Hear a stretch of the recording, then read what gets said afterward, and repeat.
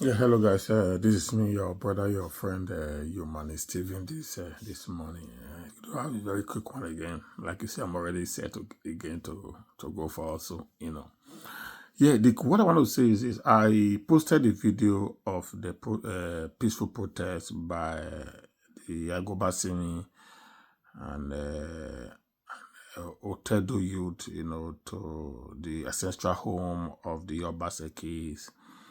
And somebody sent me a DM. That's why I'm doing this video.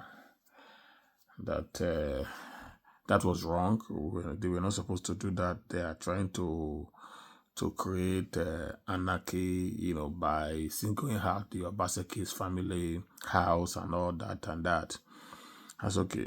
Before that, people will start writing or commenting such on my wall. So let me quickly try to address this, in the public forum. Okay. Number one, before this protest started, Obaseki since 2022 that he started the Cold War, between himself and the Palace of the Obabin, that it became, visible. The war started long before 2022, but from 2022 it became very visible that Obaseki had an issue with the throne of the Benin Kingdom while he was in government, and he started doing everything humanly possible to undermine the authority of the monarch, and the throne. So these family members saw him. All these ones who came out to do a bread briefing after the assault on Don Pedro Obaseki. They never said anything. They kept quiet. They kept mute. They saw everything that their son was doing. It was against the tradition of the Benin people. They know that Obaseki crossed the red line on multiple occasions, and they didn't deem it fit to have called him to order and said, "Okay, come, son. What you are doing now is getting out of hand, and it's actually destroying, the relationship between the two families, who are also of the royal blood, as you may call it." But they kept mute. They watch him desecrate. They watch him bastardize. They watch him demonize the throne, dehumanize the occupant of the throne. Try to make him to be irrelevant in the scheme of things in his own kingdom, where God has placed him to be. None of these people came out. None of these people did press briefing. I remember when Aristo was misbehaving, the Ogiamens came out and distanced themselves from Aristo. They distanced themselves from him. We are not in support of what he's doing. We don't like what he's doing. We hate him and all that and that. They distanced themselves. So there was a press briefing that they made to say we are not part of the nonsense that Aristo is doing against the palace of the Oba of Benin. Okay. But in this case, the Obasekis kept quiet. They didn't do anything. They didn't say anything for their personal gain. I think so.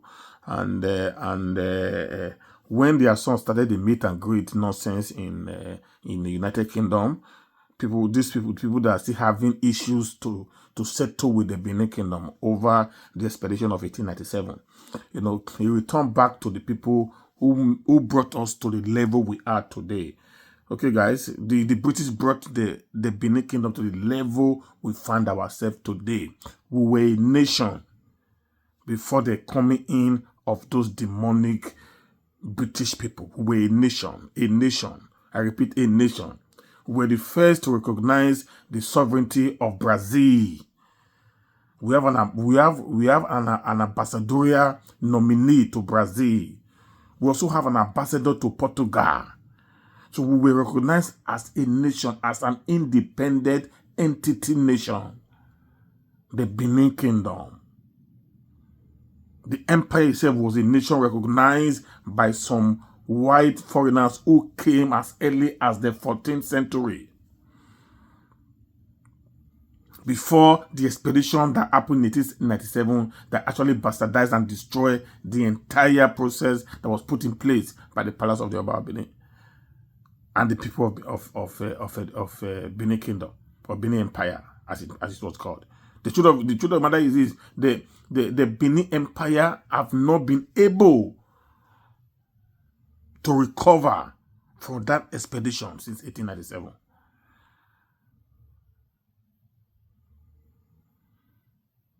Which was also orchestrated by you guys' grandfather, Obaseki. He orchestrated all that happened. The problem we had today in Benin was orchestrated by Obaseki. That brought us to our knees today. That we are now one very, little, busted to one corner of the nation called Nigeria. You guys know the history. You said you guys are learned people. You understand what is actually happening. So when this young man decided to make a protest after you guys have made your press statement,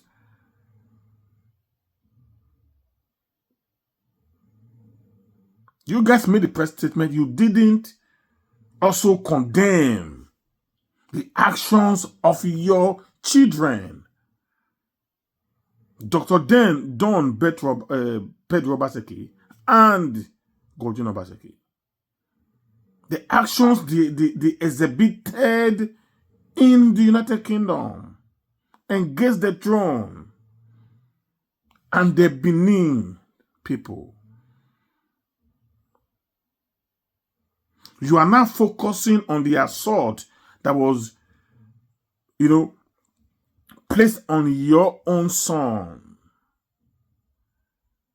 without not looking at what was the reason why the assault came in the first place. Somebody triggered what happened. Somebody, went out of the red line that triggered the action of these people. Many of the youths who actually assaulted Pedro Obaseki are actually a past boys. He knows. He has been playing ball at Uwa Primary School, according to him, for years. So if you play ball at Uwa Primary School for years, all the boys who came to assault him at Uwa are his own boys. These are people that have been loyal to him until he fell out with the kingdom.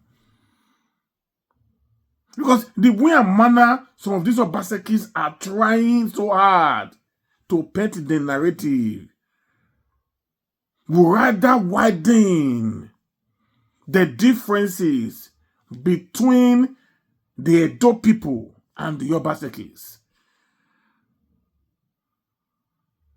This is just the gospel truth. He will go to the point they will not be treated the way the Ogiamens have been treated.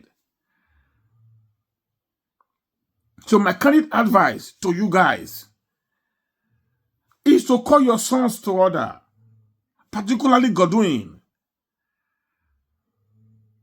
to call him to order and said, enough is enough. He's not the first person to have ruled and lost an election.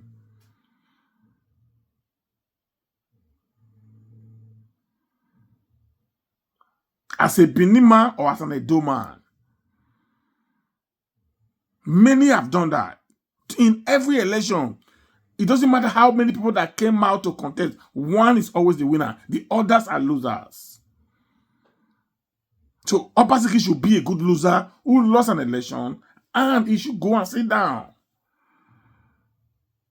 Like the audio circulating, which I also posted on my wall early this morning, of Pedro Obaseki talking about the support that the Edo people gave to his brother in 2020.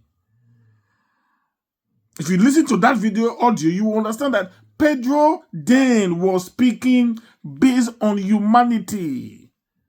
We don't actually understood what happened to the Don Pedro that we know who do not support evil. This was a man that was against his brother in 2016 and said, I will not support him because I don't know him. Even in 2020, after the election, he came out to also talk about how his brother is running the government. In that audio, he spoke for nearly 11 minutes, 13 seconds, lamenting over the attitude of his brother, how the Edo people have been disengaged from service, and other tribes have been used to replace the Edo people. Make una go listen, it is on my wall.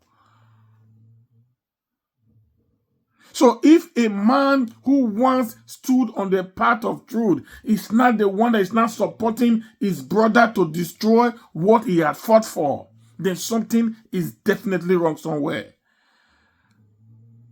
So I want to advise all Obasekis. The path you guys are towing today, if you don't call your children to order, to desist from continuous attack on the throne, and call Godwin to call his online dogs to order so that they will stop the continuous attacks on the throne. Nobody says you cannot criticize, but don't cross the red line. The Oba of Benin is a human being. If you feel what he's doing is not right, you have access to chiefs. You have access to prominent Edo men that you can speak to. Rather than you coming online to tarnish the throne. Because if you tarnish the occupant of the throne is being desecrated. And the true Benin son will not wait for the other permission, the Oba's permission, to take an action against you. Because that throne is for all of us.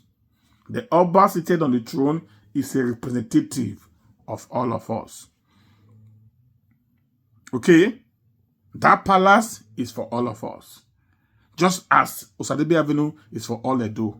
The governor is a representative of all the Edo people in Edo State. In the same vein, the Oba of Benin is a representative of all the Benins and the Ununozedos all over the world. So they will not wait for him to give an order before a certain action is being carried out. This is not about inciting. This is reality.